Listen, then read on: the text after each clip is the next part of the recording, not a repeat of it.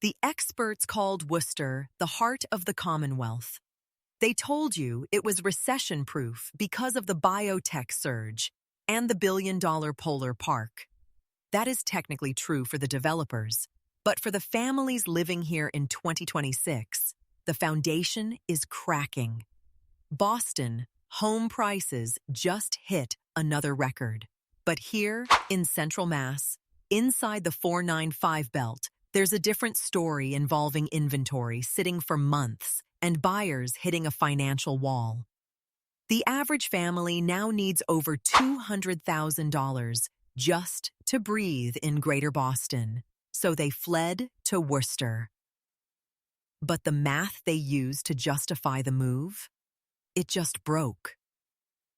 If you're paying a mortgage in Worcester or trying to find one, you need to see where the math is failing. This is the great Central Mass exodus. Worcester was sold as the affordable answer for those priced out of Cambridge. But let's talk about the commuter dream lie, the I-90 crawl. The pitch was simple. Buy a house for $550,000, hop on the Mass Pike, and you're in Boston in an hour.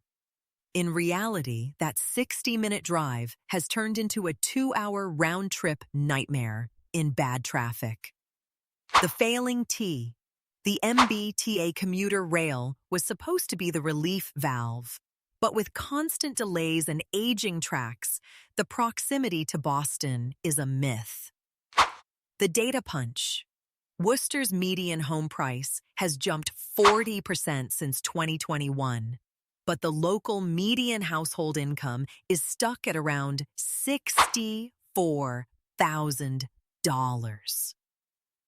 That gap between what people earn and what sellers want is why 1 in 5 sellers is now dropping their asking price. You see brand new luxury condos sitting empty near the Canal District while the classic triple-deckers are falling apart because owners can't afford the deferred maintenance and the skyrocketing property taxes. Look, we're halfway through the reality check. If you're still here, you're probably as frustrated with the cost of living in Massachusetts as I am. We talk about this state every single day because the mainstream media in Boston won't tell you why your neighbors are moving to New Hampshire or the Carolinas. Hit subscribe. The next part is where the numbers actually get scary for your bank account. The real killer in Worcester isn't just the mortgage, it's the anxiety pack. The winter squeeze between National Grid and Eversource, utility bills in Central Mass have become a second mortgage. Heating an old Worcester home in January isn't a bill, it's a financial crisis. The Prop 2.5 squeeze.